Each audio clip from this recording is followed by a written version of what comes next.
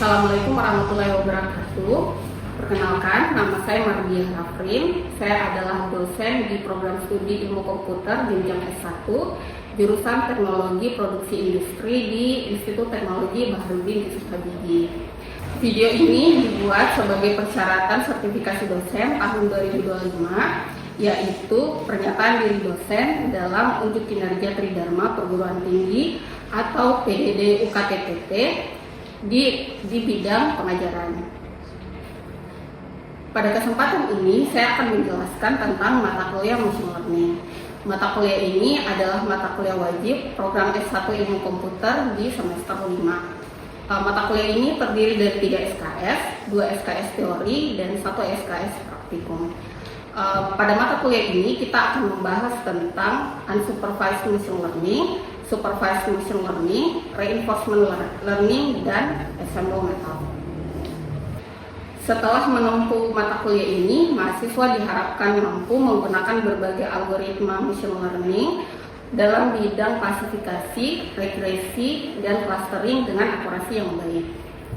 Mata kuliah ini terdiri dari 16 pekan pertemuan dengan beberapa bahan kajian, yaitu regresi linear, naive Bayes classification, SVM, artificial neural network, hierarchical clustering, Kamis clustering, self-organizing map, reinforcement learning, dan ensemble method.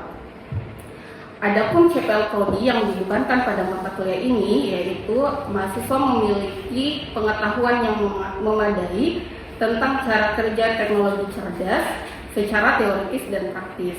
Kemudian yang kedua adalah mahasiswa mampu mengimplementasikan kebutuhan komputing dengan mempertimbangkan berbagai metode atau algoritma untuk memecahkan masalah. Sedangkan untuk CPNK yang diturunkan dari CPL tadi adalah mahasiswa mampu memahami cara kerja teknologi cerdas secara teoritis dan praktis. Mahasiswa mampu menganalisis, mendesain, dan mengimplementasikan kebutuhan komputing dengan benar. Yang ketiga, mahasiswa mampu mengevaluasi kebutuhan komputing yang efisien sesuai dengan kebutuhan.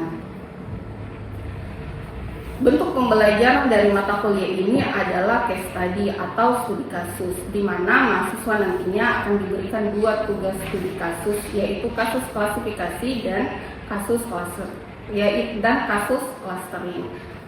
Evaluasi pembelajaran pada mata kuliah ini dilakukan dengan 6 kali aktivitas. Yang pertama adalah praktikum dengan bobot 20%, yang kedua adalah UTS dengan bobot 15%, yang ketiga adalah tugas studi kasus klasifikasi dengan bobot 20%, yang keempat adalah tugas studi kasus clustering dengan bobot 20%, keaktifan dalam diskusi sebanyak 5%, dan yang terakhir adalah UAS dengan bobot 20%, sehingga total pembobotan pembelajaran ini adalah sebesar 100%.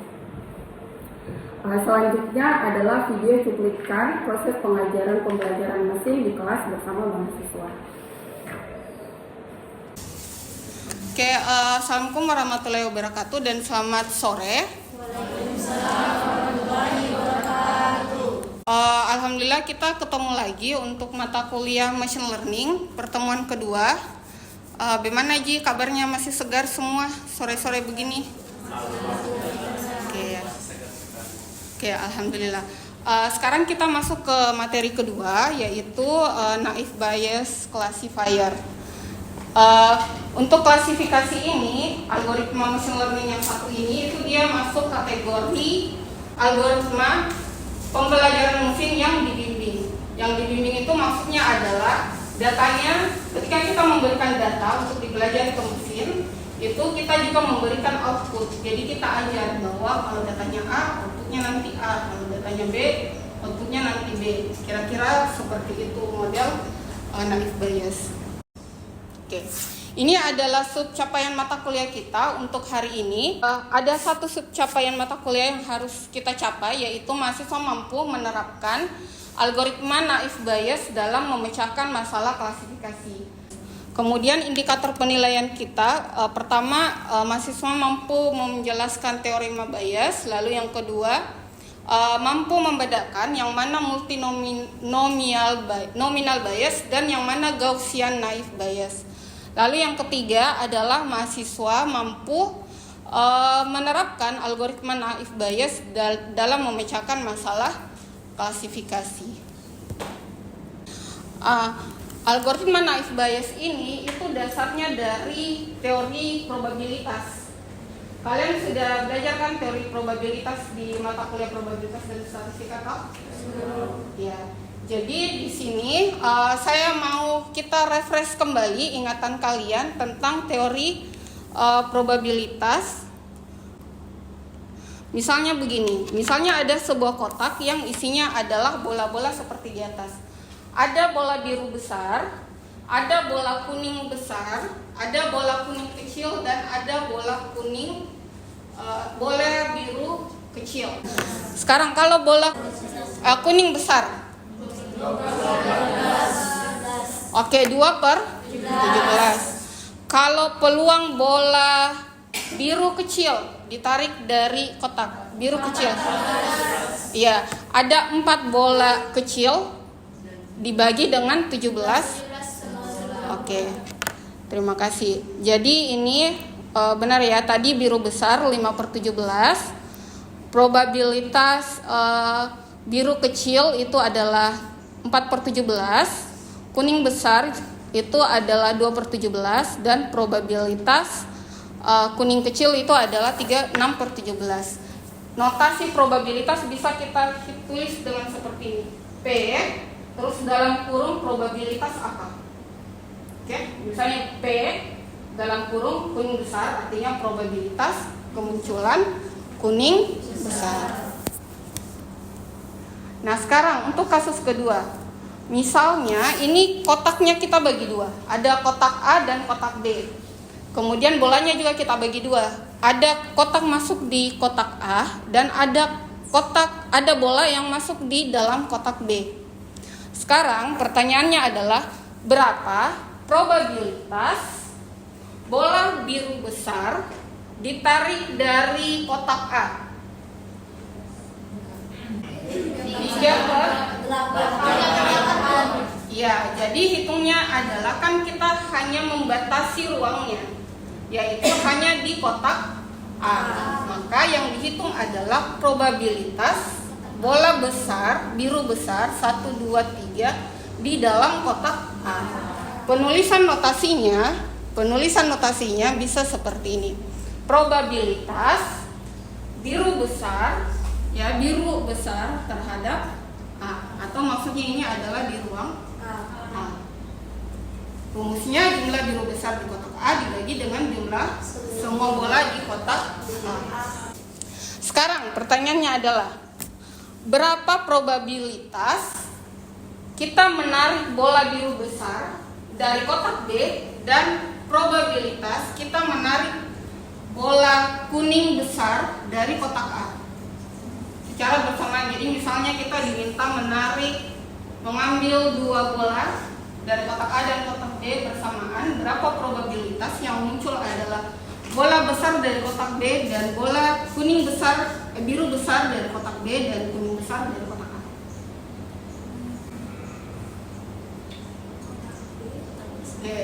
Jadi kalau dalam probabilitas, kalau ada kejadian dan, maka probabilitasnya itu dia dikalikan. Ya, jadi berapa probabilitas bola biru besar di kotak B dan probabilitas bola kuning besar di dalam kotak A itu bersamaan, berarti hasil kali dari probabilitas ini dan probabilitas. Oke.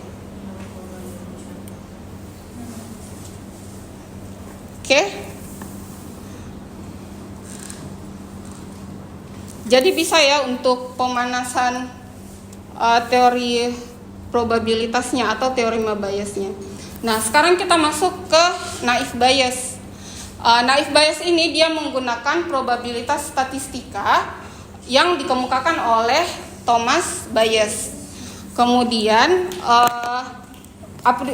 algoritma ini bisa digunakan untuk memprediksi peluang di masa depan berdasarkan pengalaman sebelumnya. Jadi misalnya kita memiliki data berapa probabilitas kasus baru berdasarkan data tersebut, itu kita bisa prediksi dengan menggunakan teori peluang yang tadi, kemudian kita klasifikasikan dengan menggunakan naive Bayes. Nah, naive Bayes ini memiliki hasil klasifikasi yang baik dibandingkan algoritma lainnya. Nah, ini adalah contoh kasus klasifikasi multinomial naive Bayes. Biasanya ini terjadi di toko-toko. Kan biasanya kalau kalian mau beli ditawarin mau jadi member atau tidak, ya kan? Sistem member ini sekarang banyak digunakan oleh toko-toko. Jadi ini adalah contoh data dari sistem tersebut. Ada data customernya seperti ini. Lalu kemudian ini adalah data apakah orang tersebut jadi member atau tidak. Nah, ini kenapa kita menggunakan multinomial naive Bayes untuk kasus seperti ini, karena ini hanya masalah distribusi frekuensi saja.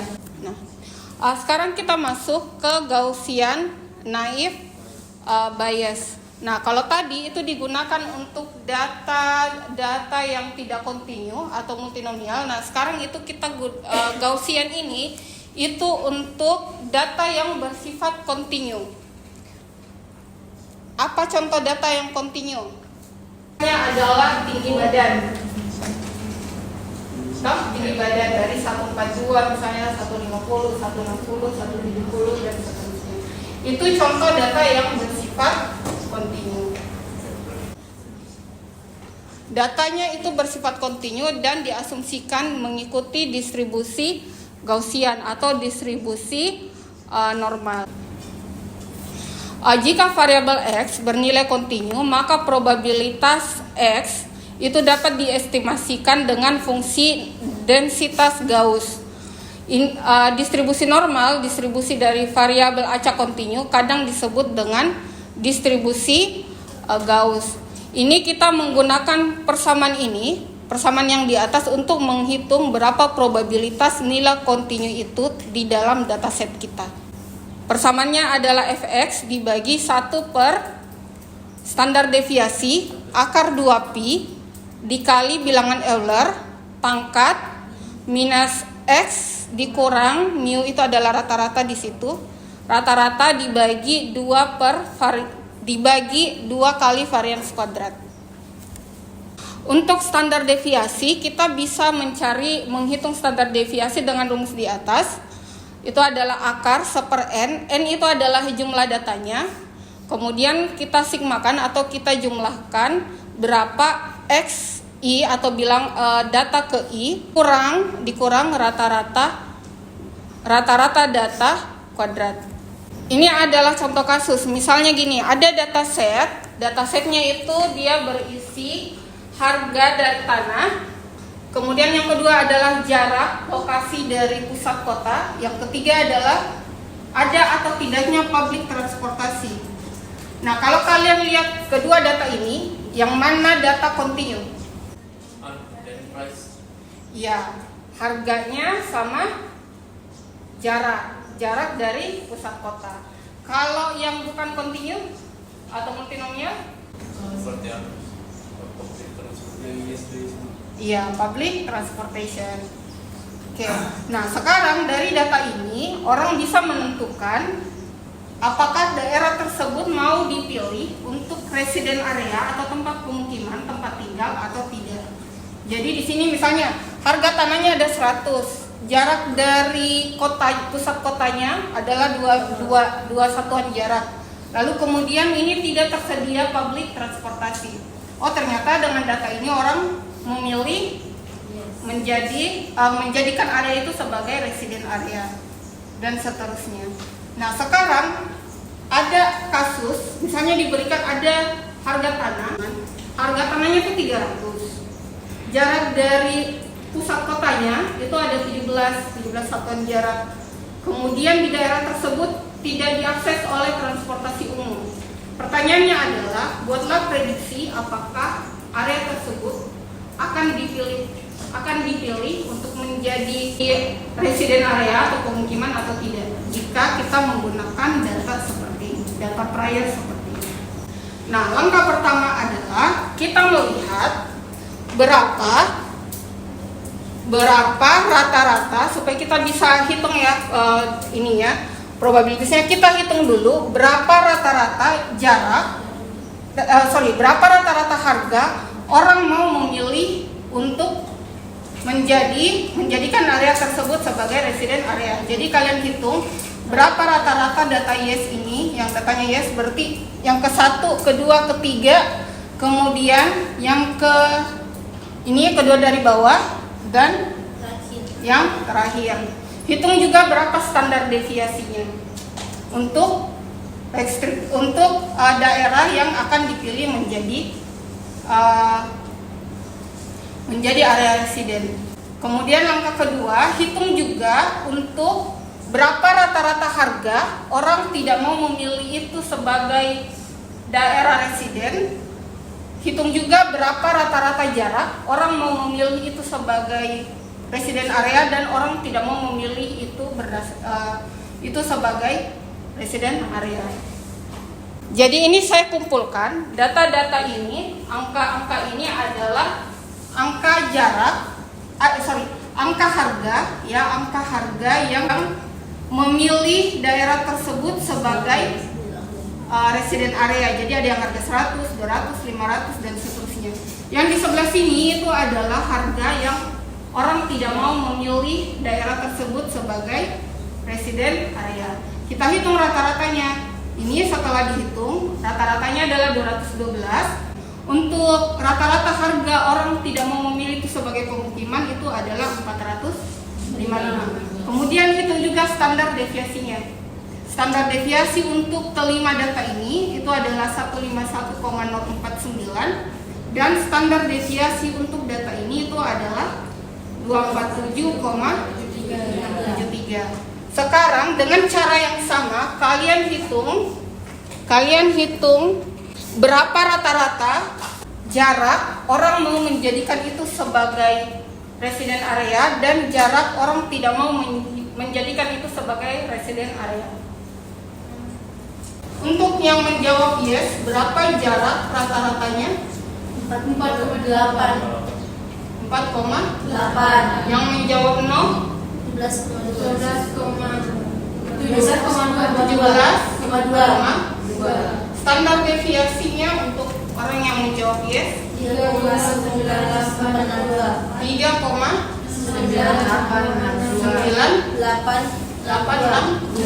Kemudian untuk ini standar deviasinya berapa? 6,308.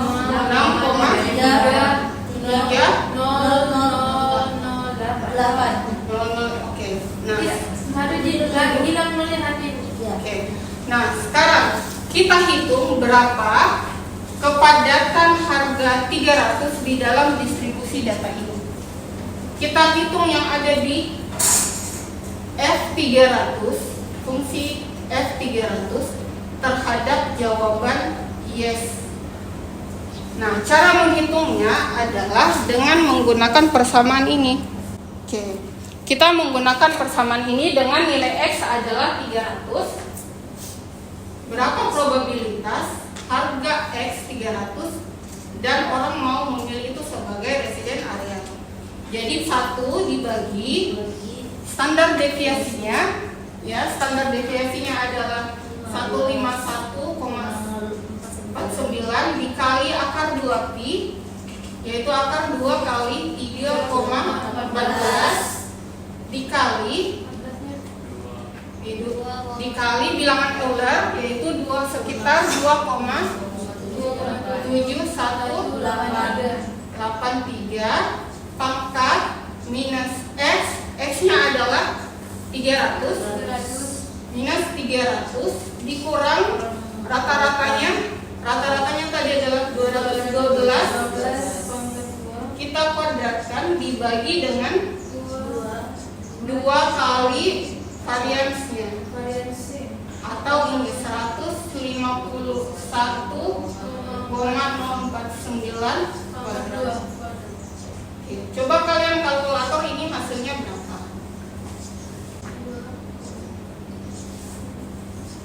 Ini sekitar berapa? Kalian eksponensialkan saja biar tidak terlalu banyak. 2,23 kali 10 pangkat min 3. 2,23 kali 10 pangkat minus 3. Ini adalah probabilitas harga tanah 300 dan mau dijadikan sebagai. Nah, sekarang untuk probabilitas harga 300 untuk orang menjawab tidak. Maka sama seperti ini dengan angka-angka yang tadi, rata-ratanya diganti dengan rata-rata dan standar deviasi ini. Oke? Begitu juga dengan jarak. Dengan rumus yang sama, nilai X-nya itu kita ganti dengan angka 17 karena tadi kan jarak dan lokasi adalah 17. Ayo coba kalian kalkulator, kalian hitung ini berapa probabilitas 300 terhadap jawaban probabilitas harga 300 dan itu daerahnya sudah dipilih sebagai residen area. Berapa? 1,33 kali 10 pangkat min 3. kali 10 pangkat min 3. Oke. Ini baru harga. Sekarang kita hitung yang jarak. Berapa? 9 kali 10 min 10 pangkat min 3. 9 kali 10 pangkat min 3. Kemudian berapa probabilitas jarak 17 dan mau menjawab 0? Berapa? 63,3 kali 10 pangkat min 3. Oke. Nah, sekarang berapa probabilitas tersedianya public transportasi dan orang mau menjawab no? Berapa tidak no transportation menjawab yes dan berapa probabilitas no transportation dan menjawab no? Ada berapa? Lihat di sini. Yang jawab yes kan ada 1, 2, 3, 4, 5. Oh. Yang tidak ada transportasinya dari 5 data ini 1, 2, 3, 4. Oke.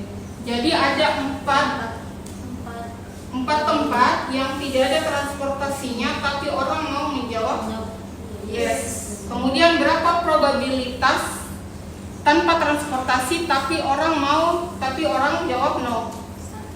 No 1, 2, 3, 4, 5 ada 5 dan yang tidak ada transportasinya 1, 2 ya.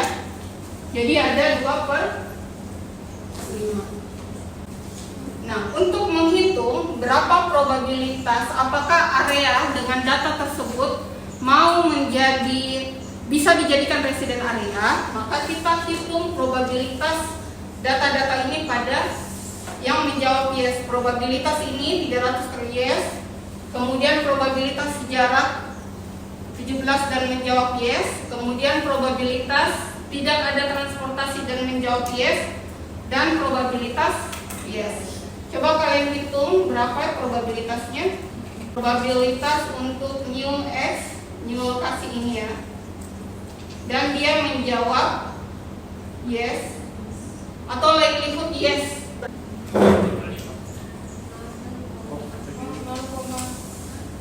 Berapa likelihoodnya? Ayo coba dihitung. 8,08 kali 10 pangkat.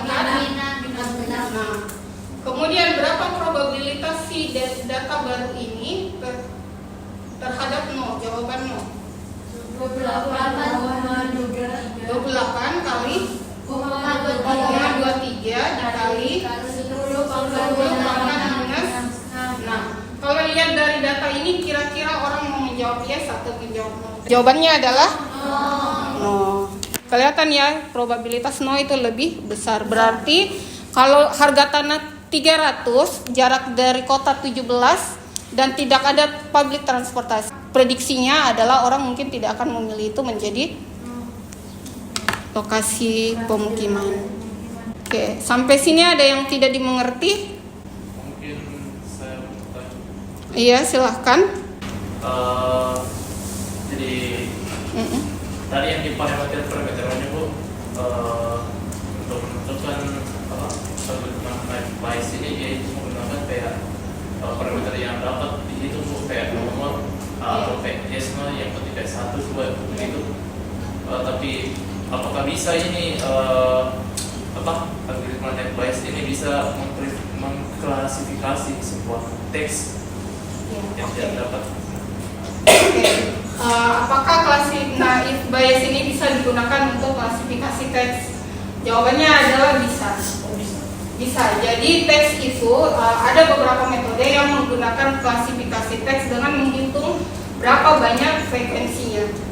Itu ada istilah namanya TF-IDF. Itu nanti bisa kalian eksplor lagi di kelas Natural Language Processing, atau setelah keluar dari sini kalian bisa googling apa itu TF-IDF. Jadi itu menghitung frekuensi kemunculan kata. Frekuensi-frekuensi seperti itu bisa kita klasifikasikan, kita hitung peluangnya, lalu kemudian menggunakan persamaan yang sama, kita hitung dengan menggunakan naive bias. Tapi kalau menggunakan naive bias, maka kekurangannya dalam klasifikasi teks adalah kita tidak bisa untuk kasus yang membutuhkan semantik itu tidak dianjurkan menggunakan naive bias. Tapi kalau tidak membutuhkan semantik, maksudnya frekuensi kemunculannya saja yang diperlukan, maka naive bias ini bisa kita gunakan untuk klasifikasi teks. Jadi misalnya kayak gini ya, ada kalimat kucing makan ikan.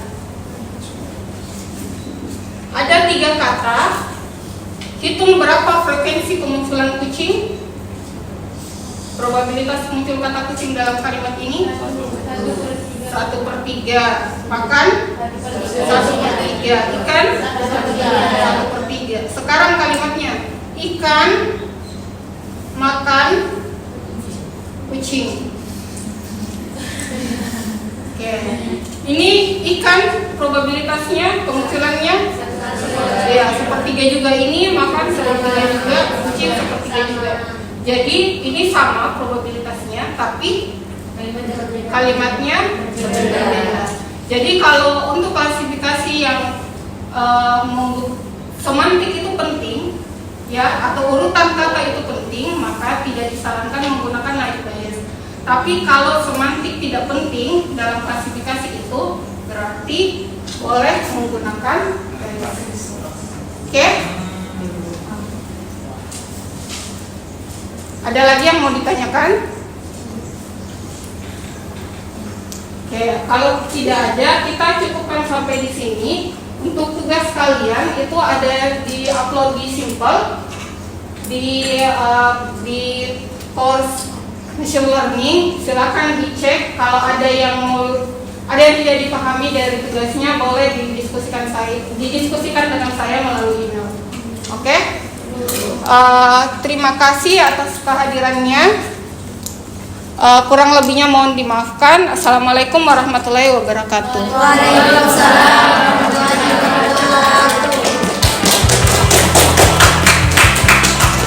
Itulah tadi cuplikan video pengajaran saya pada mata kuliah Machine Learning bersama mahasiswa. Terima kasih atas perhatiannya. Kurang lebihnya mohon dimaafkan. Assalamualaikum warahmatullahi wabarakatuh.